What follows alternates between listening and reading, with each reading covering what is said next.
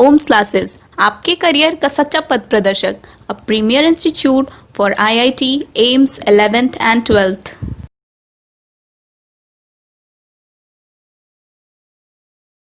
हाँ जी, तो आज स्टार्ट किया जाए। आज हम लोग स्टार्ट करने वाले, आज हम लोग कुछ प्रॉब्लम यहाँ पे डिस्कस करेंगे। इलेक्ट्रोस्टैट पे जितने भी चीज़ें हम लोग पढ़े हैं अभी तक में कि चार्ज क्या होता है, उसके बाद फिर हम लोगों ने कूलम्ब्स लॉ का फार्मूला देखा और उसके बाद फिर हम लोगों ने कूलम्ब्स लॉ को वेक्टर फॉर्म में देखा।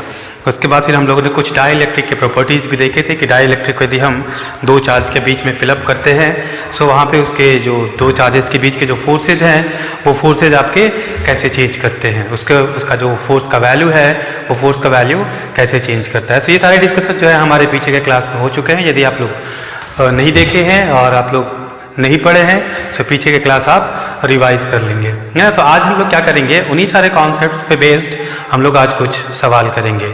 कुछ हमारे यहाँ पे जो आज हम प्रॉब्लम डिस्कस करने वाले हैं उसमें कुछ प्रॉब्लम जो है वो डायरेक्ट फार्मूला बेस्ड होंगे, जैसे कि आपको फार्मूला का कॉन्सेप्ट क्लियर हो जाए। कुछ बेसिक सवाल होंगे और कुछ उसमें हमारे अच्छे कॉन्सेप्चुअल सवाल होंगे जहाँ पे हम लोग थोड़ा सा 11th का फिजिक्स भी हम लोग यूज़ करेंगे। स्टार्ट करते हैं।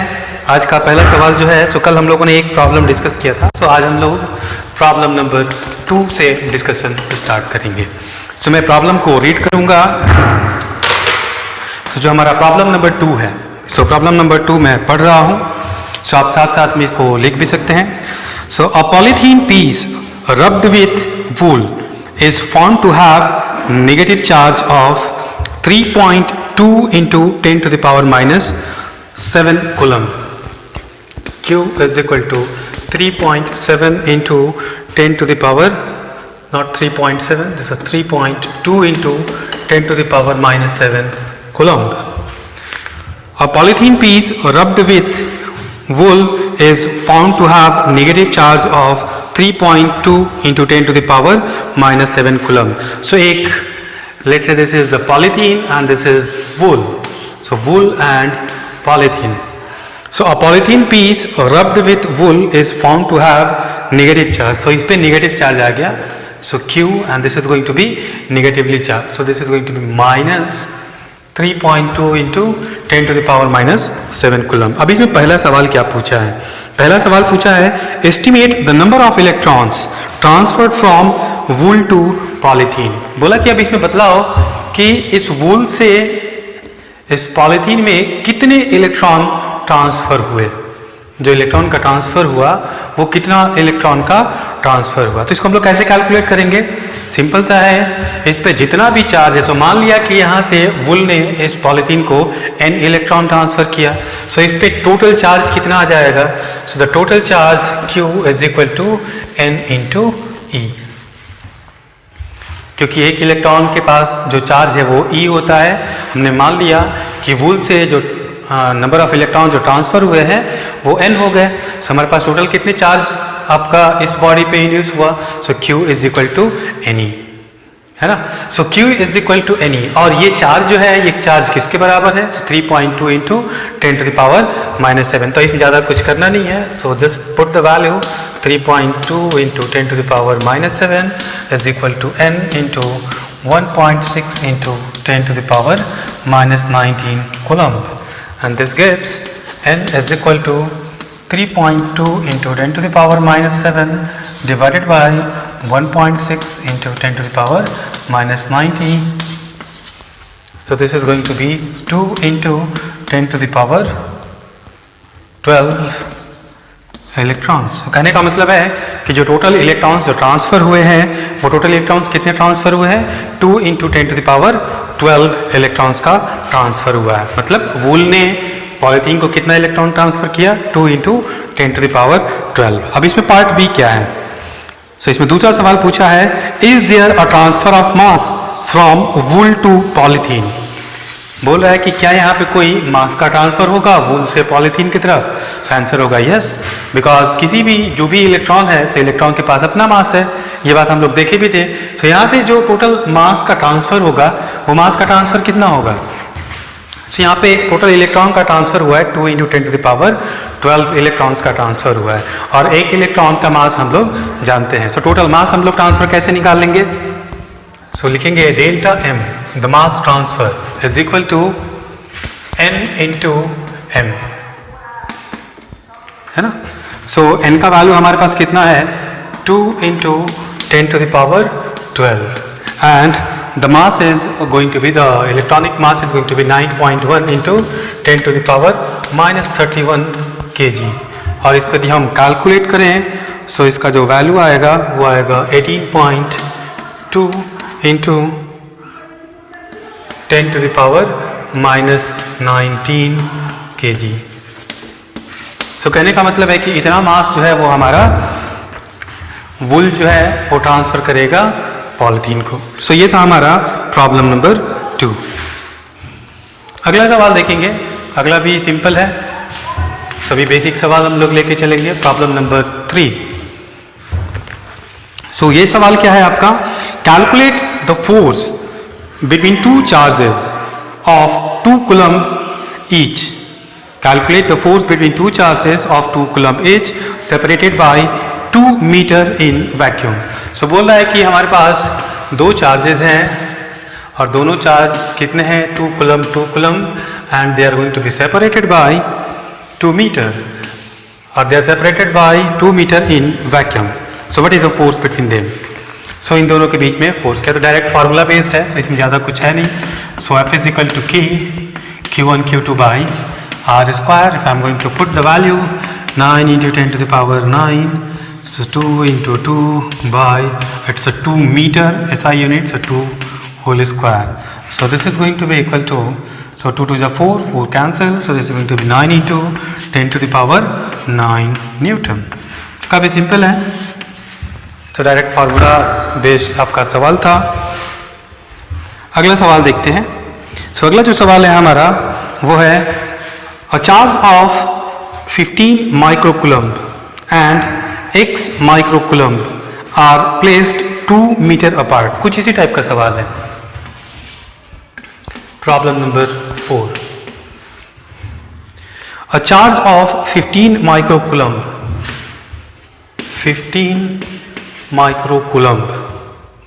and x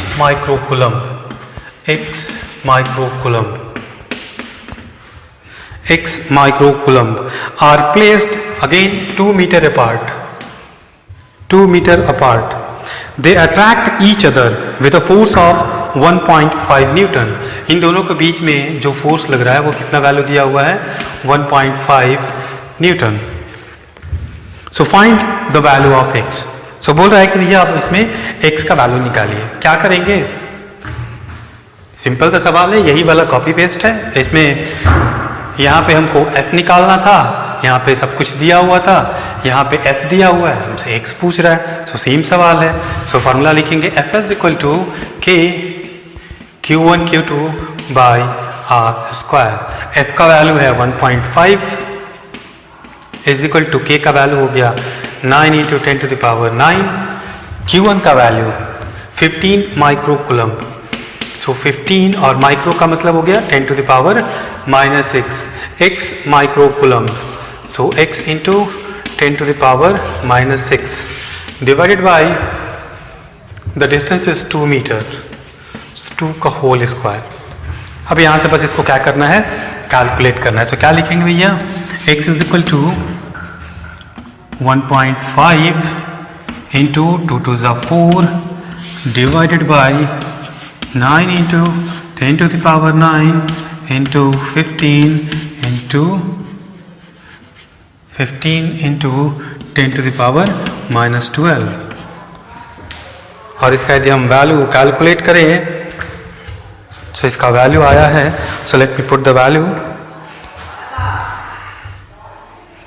The value is going to be 44.44. x का वैल्यू आया. सो 44.44. सो टोटल चार्ज कितना हो गया, सो x माइक्रोकूलम्ब था, सो हमारे पास चार्ज हो गया 44.44 माइक्रोकूलम्ब. क्लियर है. अगला सवाल भी देखेंगे हम लोग.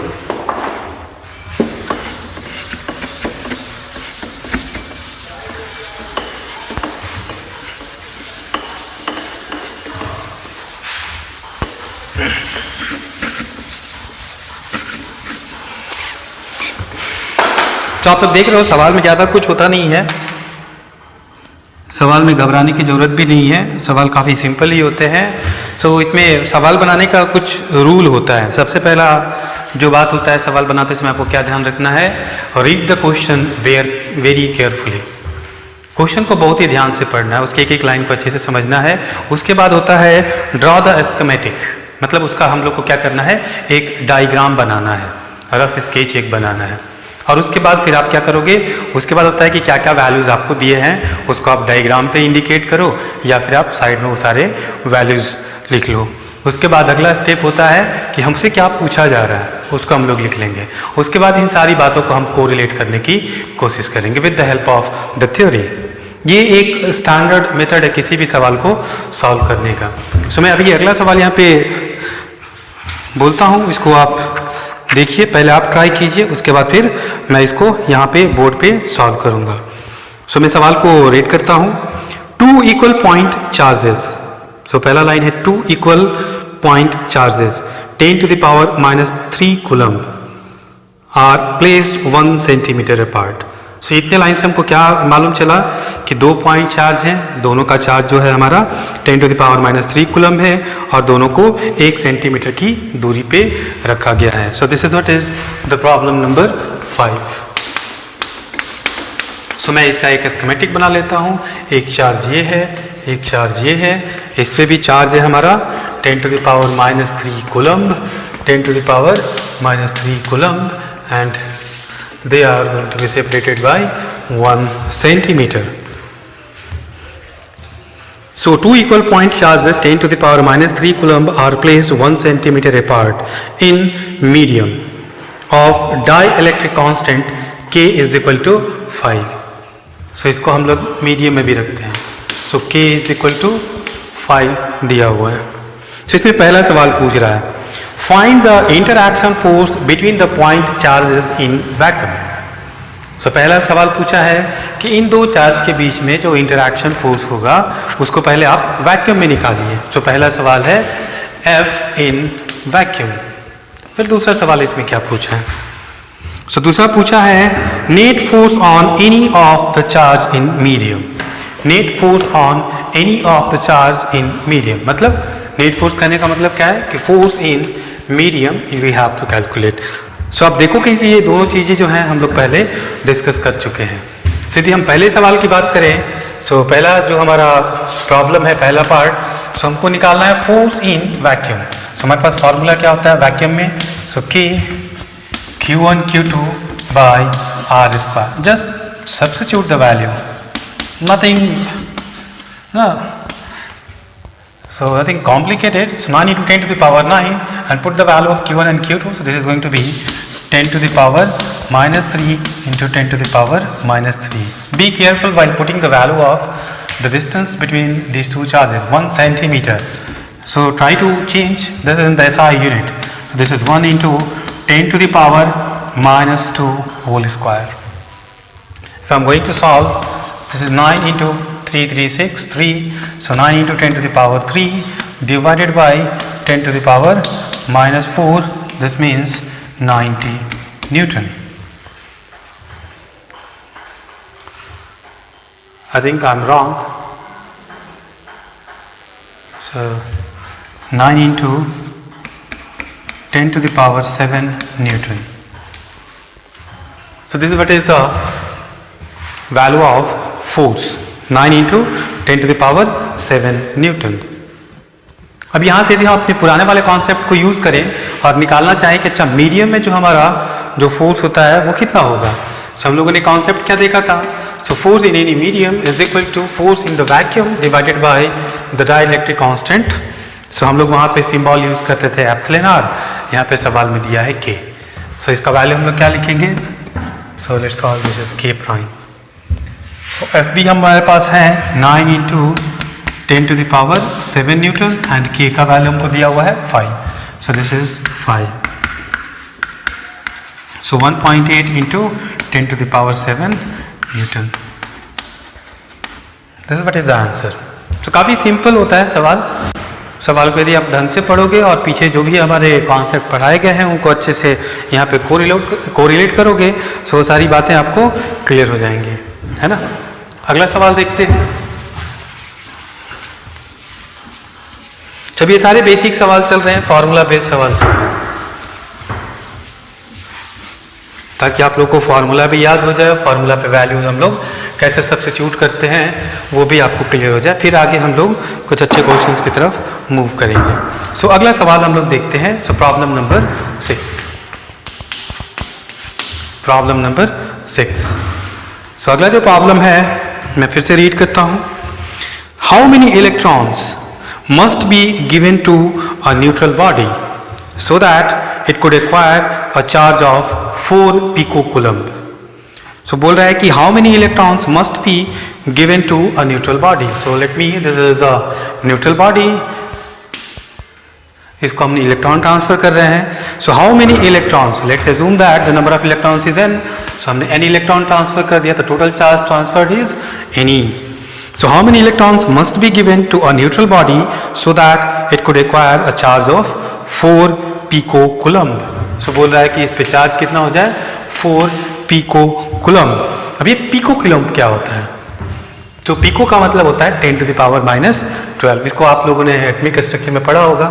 सो हमारे पास Q का वैल्यू क्या दिया हुआ है, 4 into 10 to the power minus 12 coulomb। और ये चार्ज कहाँ से आया, तो इलेक्ट्रॉन के ट्रांसफर से। सो हमने कितना इलेक्ट्रॉन ट्रांसफर किया, n इलेक्ट्रॉन ट्रांसफर किया। सो एक इलेक्ट्रॉन पे चार्ज कितना होता है, तो 1.6 into 10 to the power minus 19। So n पे हम लोग चार्ज निकाल लेंगे और उस चार्ज को यहाँ से इक्वेट करेंगे। So q is equal to n into E. So 4 into 10 to the power minus 12 equal to n to 1.6 into 10 to the power minus 19, and which gives n is equal to 4 into 10 to the power minus 12 divided by 1.6 into 10 to the power minus 19। So ये हो जाएगा आपको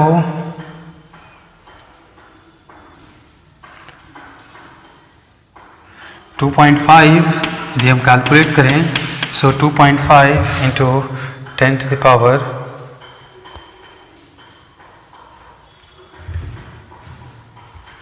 7।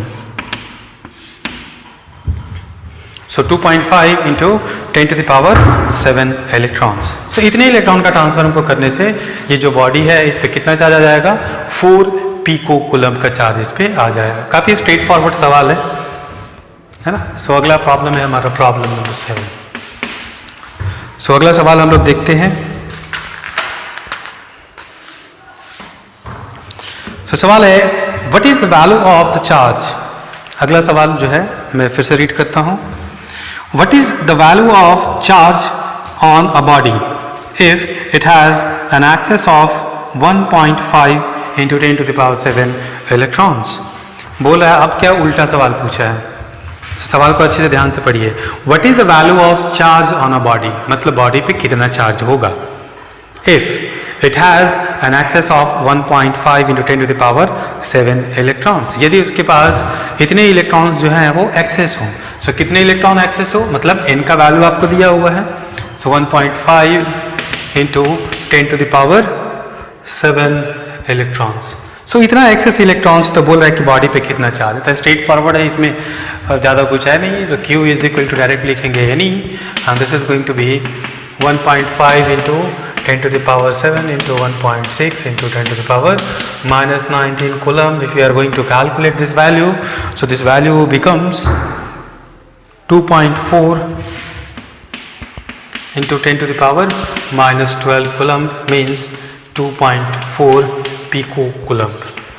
सो बच्चों type का सवाल है ये, इसमें ज़्यादा कुछ है नहीं। ये जस्ट केवल है कि आपको ना जो फार्मूलाज हैं या जो हमारे चार्ज के प्रॉपर्टीज़ हैं, सो ये कौन सा प्रॉपर्टीज यहाँ पे यूज़ कर रहे हैं, क्वांटाइजेशन ऑफ चार्ज, है ना। सो ये जो दोनों सवाल थे ये उसी पे बेस्ड थे, क्वांटाइजेशन ऑफ चार्ज। और ये सवाल जो था हमारा कूलम्ब्स लॉ पे था। चलिए अब अगले सवाल की तरफ मूव करते हैं।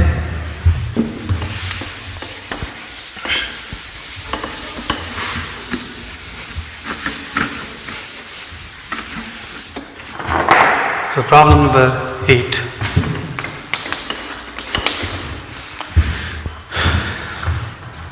फिर से इसको रीड करता हूं।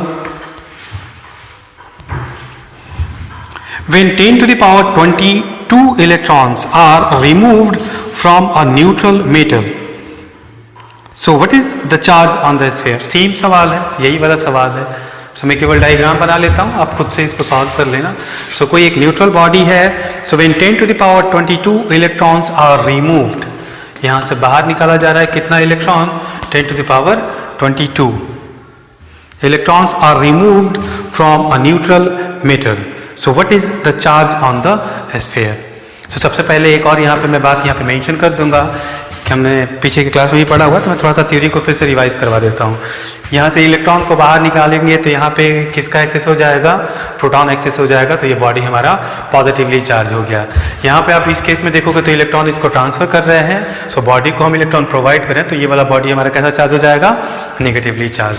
तो यहाँ पे यदि आपसे पूछा जाए कि ये बॉडी का चार्ज कैसा होगा, तो हम बोलेंगे ये पॉजिटिवली चार्ज होगा, क्योंकि इतने इलेक्ट्रॉन्स को हमने निकाल लिया है।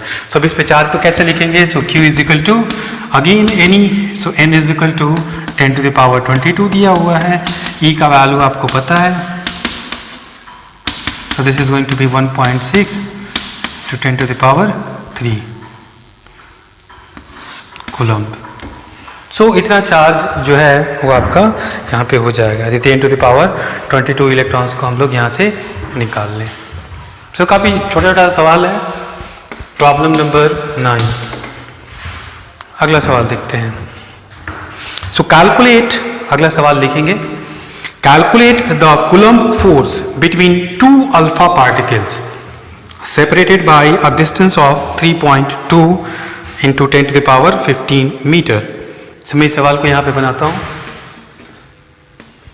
सो यहाँ पे भी अल्फा पार्टिकल है, यहाँ पे भी अल्फा पार्टिकल है, and they are going to be separated by 3.2 into 10 to the power minus 15 meter. So you have to find out the force or Coulombian force between these two charges. So इस सवाल में ज़्यादा कुछ है नहीं। इस सवाल में आपसे क्या जानने की कोशिश कर रहा है?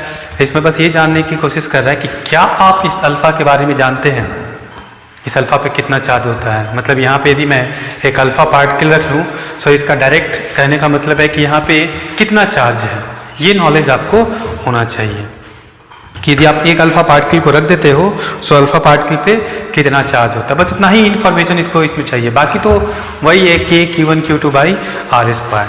हम लोग जानते हैं कि अल्फा का मतलब होता है 2 इलेक्ट्रॉन, अल्फा का मतलब होता है 2 electron.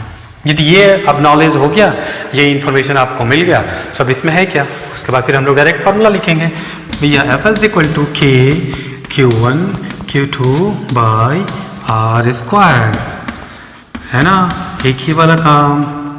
Q1 2 electron into 2 electron, so this is going to be 2 into 1.6 into 10 to the power minus 19 into 2 into 1.6 into 10 to the power minus 19 and divided by 3.2 into 10 to the power minus 15 whole square। भैया इसको आप calculate कर लेना, मैं direct value लिख देता हूँ कि इसका वैल्यू कितना आया है, अब अपना गुना भाग कर लेना, so that value becomes 90 Newton. आप इसको कैलकुलेट करोगे, सॉल्व करोगे तो ये आपको कितना मिलेगा? 90 न्यूटन। सो काफ़ी सिंपल सा था, बस यहाँ पे एक चीज़ इन्फॉर्मेशन था, अल्फा का मतलब क्या होता है। यदि ये आपको आता है तो फिर इस सवाल में ज़्यादा कुछ है नहीं।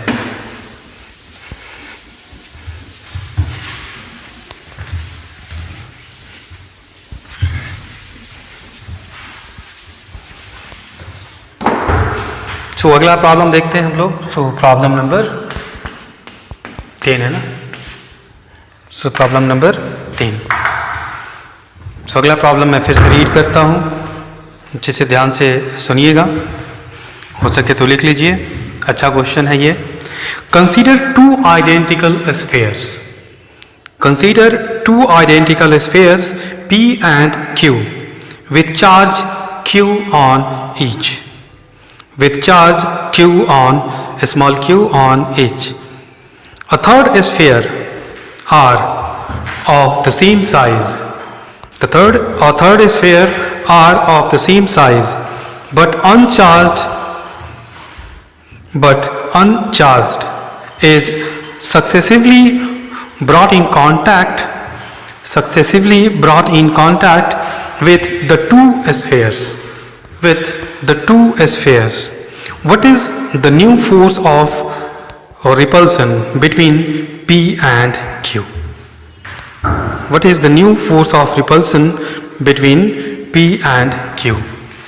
तो मैं इस बात को यहाँ पे ना लिखता हूँ. So we have two identical spheres. So let's say this is P and this is Q. This is P and this is Q. और दोनों पे क्या है? सेम चार्ज है. So they have charge Q and Q. We have, and let's assume that they are going to be separated by a distance r. So पहला हम लोग काम कर लेते हैं कि अभी इनके बीच में रिपल्सिव फोर्स क्या है. So हम लोग बोलते हैं force, initial force between this two charge है. तो डायरेक्टली क्या लिखेंगे? K into Q1 means Q, Q2 means Q and divided by r square. So simply kq square by r square. Let's call this as equation number 1. So this is the F initial. अब क्या बोल रहा है कि हम एक तीसरा जो है वो आइडेंटिकल स्फीयर लेते हैं. P और Q का वैसा ही हम एक आइडेंटिकल स्फीयर लेते हैं ना, और वो स्फीयर हमारा कैसा रहेगा? न्यूट्रल रहेगा. यदि वो स्फीयर हमारा न्यूट्रल है तो उसमें कहा क्या है कि आपको उस स्फीयर को सक्सेसिवली टच करना है. तो पहले एक को करना है, उसके बाद फिर दूसरे को करना है. तो हम लोगों ने पहले क्या देखा है कि यदि आइडेंटिकल आपके मटेरियल हो और ऑब्जेक्ट हो, है ना, सो चार्जेस क्या होती है? जो टोटल चार्ज होता है वो टोटल चार्ज उन दोनों पे इक्वली डिस्ट्रीब्यूट हो जाता है.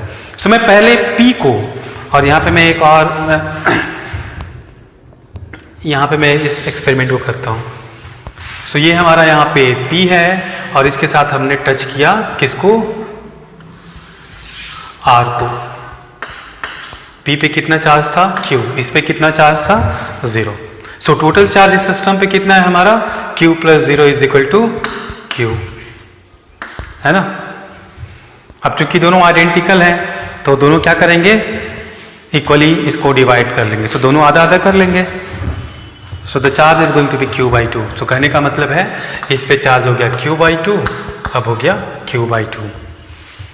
सो पहले हमारा R न्यूट्रल था, अब R कैसा हो गया है? Q by 2. अब सेकंड स्टेप क्या बोलता है कि अब फिर से आप अब Q के पास लेके आओ और इस R को आप टच करो इसके साथ. इस Q पे कितना चार्ज था हमारा? Q, स्मॉल q, और इस पे चार्ज कितना है? Q by 2. अभी इस सिस्टम पे ये R है हमारा. अभी इस सिस्टम पे टोटल चार्ज कितना हो गया? Q plus Q by 2 means 3Q by 2. सब इस सिस्टम पे हमारा टोटल चार्ज कितना है? 3Q by 2.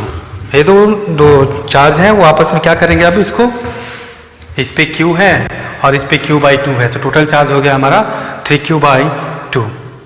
अब क्या करेंगे? ये दोनों आपस में इसको बराबर बराबर बांट लेंगे, मतलब आधा आधा बांट लेंगे.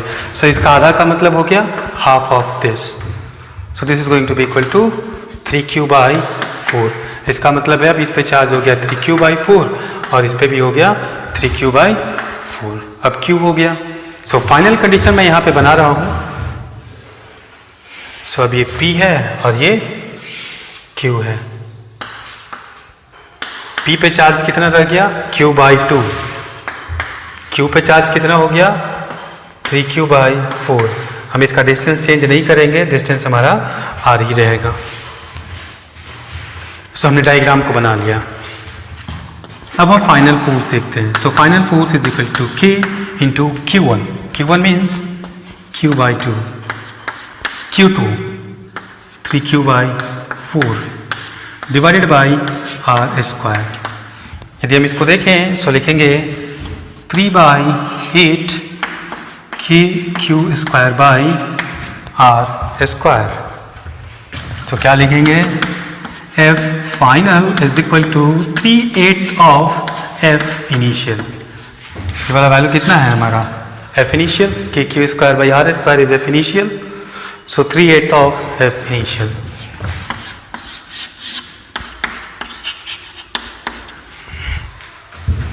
क्लियर?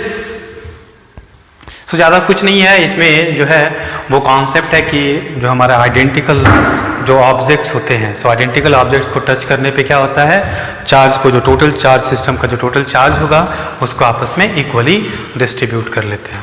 ठीक है, अगले क्वेश्चन पे आते हैं। ये कौन सा था? 3 था।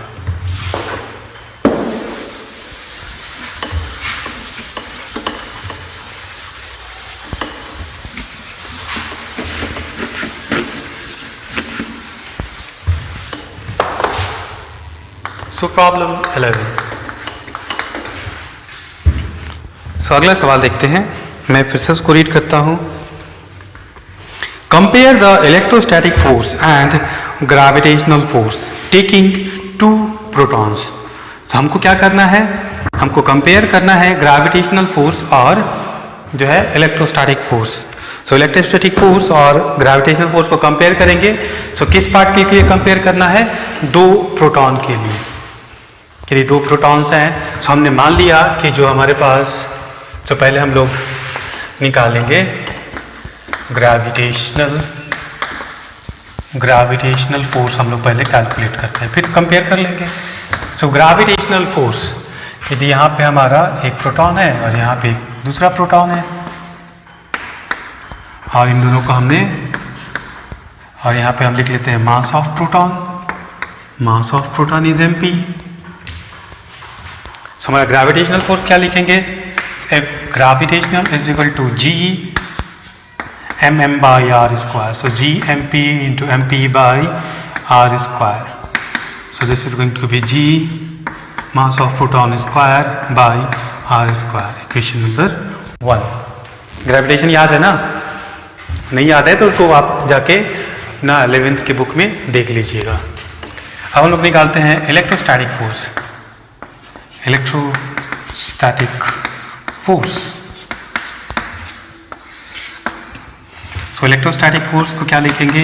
K into Q1 into Q2। सो प्रोटॉन पे कितना चार्ज होता है? प्रोटॉन और इलेक्ट्रॉन पे जो चार्ज है वो दोनों सेम होते हैं। सो मैं लिखूंगा E into E by are square. So this is going to be KE square by are square. So now we have to compare. सो कंपेयर करना है कि कौन बड़ा है कौन छोटा है। So 2/1। So equation 2/1। So this is going to be Fe by Fg is equal to, so Fe का वैल्यू है कि E square by are square, नीचे में Fg करेंगे, सो हो जाएगा आपका R square by G mp square, and this is going to be KE square by G mp square. और इसमें आप K का वैल्यू रख लोगे, E का वैल्यू रख लोगे, G का वैल्यू रख लोगे और mp का वैल्यू रख लोगे। तो ये सारे जो वैल्यूज़ आप रखोगे, तो मैं रख देता हूँ सारे वैल्यूज़ यहाँ पे। सो K का value 9 into 10 to the power 9, E का value 1.6 into 10 to the power -19 का whole square, and this is going to be G का value, so 6.67 into 10 to the power -12, 11, 10 to the power -11। और क्या होगा? और mass of proton 1.67 into 10 to the power -27 kg का whole square. इसको आप calculate करोगे, so the value is going to be 1.2 into 10 to the power 36। सो ये ratio हमको मिला है ना, ये जो रेशियो है ये रेशियो हमको मिल गया। अब ये रेशियो आप थोड़ा सा देखो यहाँ से, थोड़ा सा इसको एनालाइज भी कर लेते हैं। सवाल तो हमने बना ही लिया है, थोड़ा सा इसको देख भी लेते हैं। So Fe by Fg is going to be 1.2 into 10 to the power 36। ये वैल्यू काफ़ी बड़ा है, इसका मतलब है कि Fe जो है वो Fg से काफ़ी बड़ा है। Means electrostatic force is going to be much stronger than the gravitational force. हम लोग यहाँ पे एक स्टेटमेंट लिख सकते हैं कि F electrostatic is going to be much much greater than F gravitational. ये सिंपल सा एक स्टेटमेंट हमने यहाँ पे ड्रॉ किया है इस सवाल के बेसिस पे। तो आपको पता हो गया कि जो ग्रेविटेशनल फोर्स है वो इलेक्ट्रोस्टैटिक फोर्स के कंपैरिजन में काफ़ी वीक फोर्स है।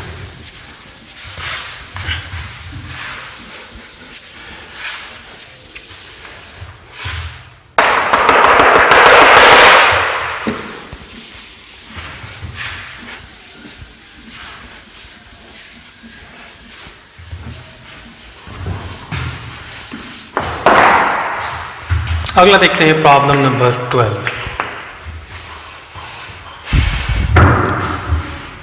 प्रॉब्लम नंबर 12 क्या है, मैं क्वेश्चन को पढ़ता हूं।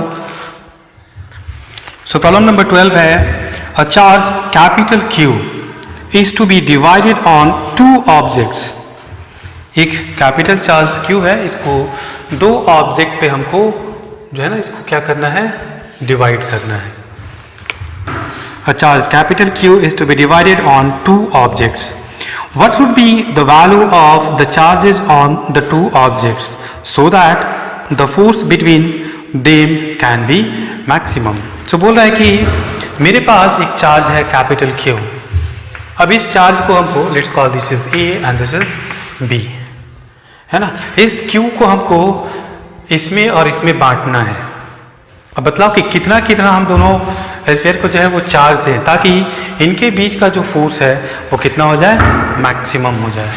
तो मान लेते हैं कि इनके बीच का जो डिस्टेंस है वो r है और इस A पे हमने चार्ज Q दिया। सो बाकी का जो बचा चार्ज होगा वो इस पे जाएगा, तो बचा हुआ चार्ज कितना हो जाएगा, Q minus Q। So this is a charge going to be on the block B। Clear. अब क्या करेंगे, अगला हमारा स्टेप क्या होगा। सो अगला स्टेप हमारा क्या होगा, हम लोग फोर्स कैलकुलेट करेंगे।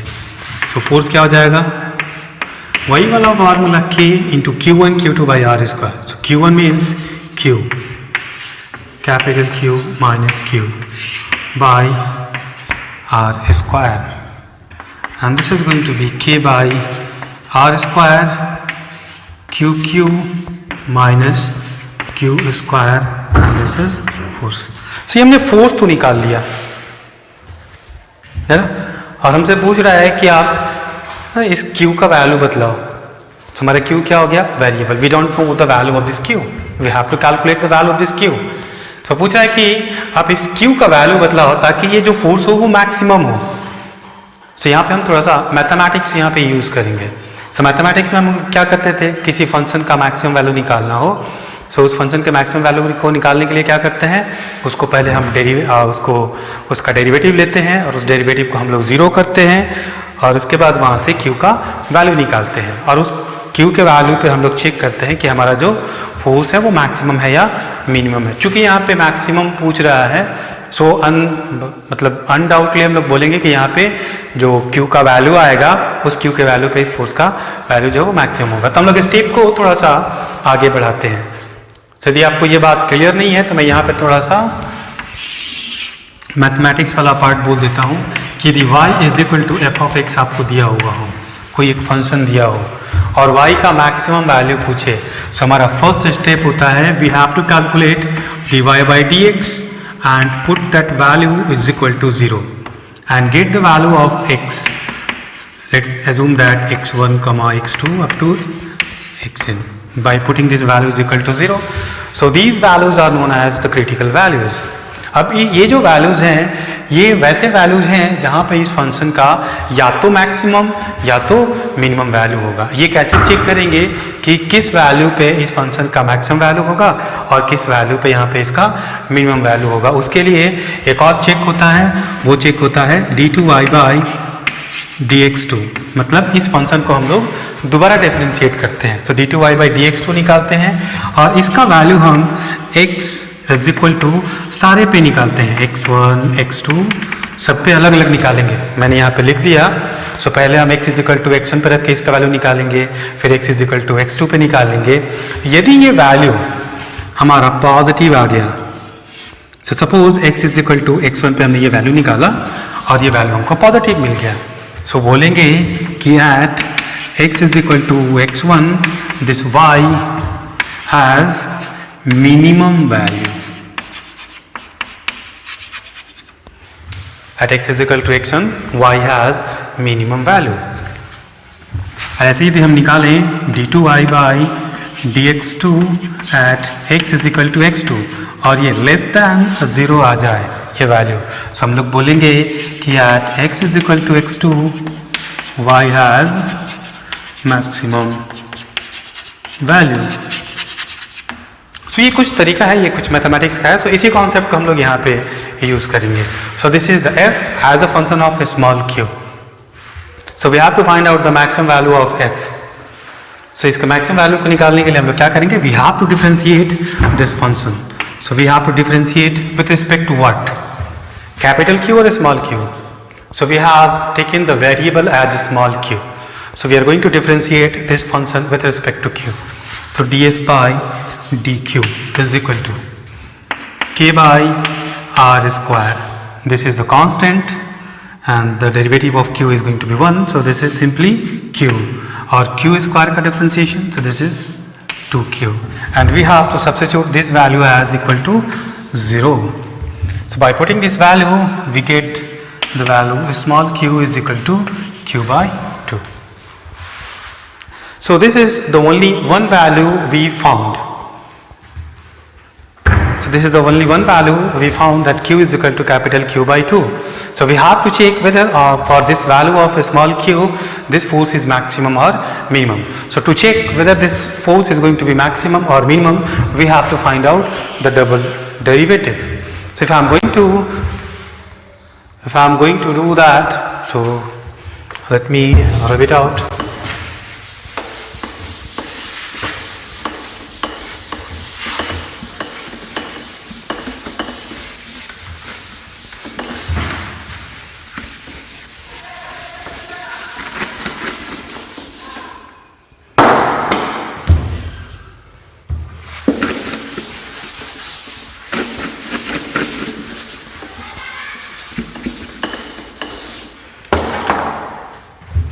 तो थोड़ा चेक करते हैं यहाँ पे डबल डिफरेंशिएशन का। सो this is df by dq, इसको हम लोग एक बार और डिफरेंशिएट करते हैं। सो डिफरेंशिएशन आप लोग को क्लियर होगा ही, 11th में भी थोड़ा बहुत था, 12th में भी है। So d2f by dq2, so this is going to be k by r square and since this is going to be constant, so the differentiation of this value is 0, 2q, सो q का differentiation 1, so this is going to be -2.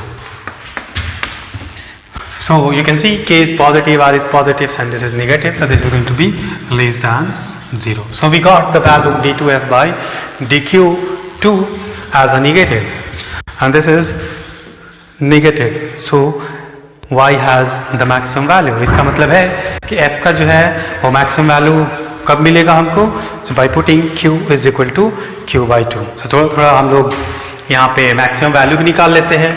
so लिखेंगे f maximum is equal to k, small q की जगह क्या लिखेंगे, capital Q by 2,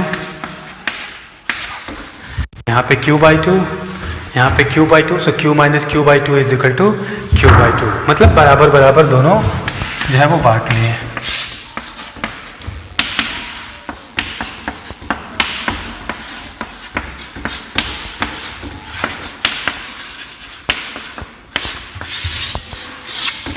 हाँ जी, clear हुआ या नहीं है? ज़्यादा कुछ है नहीं, सिंपल सा वही, थोड़ा सा यहाँ पे मैथमेटिक्स इन्वॉल्व है। तो इस यहाँ पे हमने थोड़ा सा क्या यूज़ कर लिया है, थोड़ा सा कैलकुलस हमने यूज़ कर लिया है। ठीक है।